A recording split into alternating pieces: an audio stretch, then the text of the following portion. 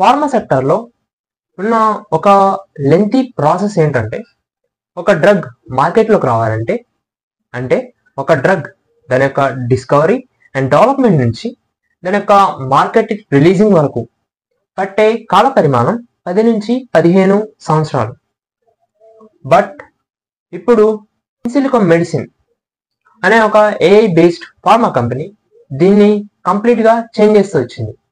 ఎందుకు చేంజ్ చేస్తూ వచ్చింది అంటున్నానంటే, ఇడియోపతిక్ పల్మోనరీ ఫైబ్రోసిస్ అనే ఒక నోన్ క్యూర్ డిసీజ్కి ఇది టార్గెట్ని ఐడెంటిఫై చేయడమే కాకుండా ఒక సర్కిల్ ఇన్హిబిటర్ని కూడా తయారు చేస్తూ వచ్చింది.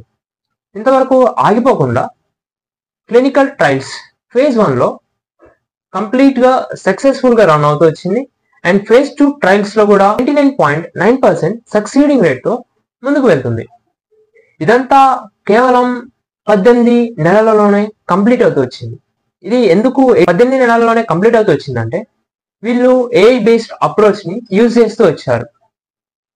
సో ఇప్పుడు ఏఐని ఫార్మాలోకి ఇంట్రడ్యూస్ చేయడం ద్వారా కంప్లీట్గా ఫార్మా ఫీల్డ్ అనేది చేంజ్ అవ్వబోతుంది.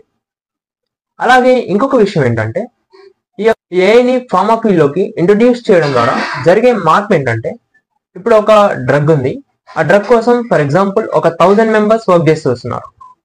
ఏఐ బేస్డ్ అప్రోచ్ని యూజ్ చేస్తే కనుక ఇప్పుడు ఆ 1000 మెంబర్స్ ఎవరైతే ఒకే డ్రగ్ మీద వర్క్ చేస్తున్నారో ఇక్కడ ఏఐని యూజ్ చేయడం ద్వారా వాళ్ళు 10 టైప్స్ ఆఫ్ డిఫరెంట్ డ్రగ్స్ మీద 100 మెంబర్స్ ఈచ్ వర్క్ చేయొచ్చు.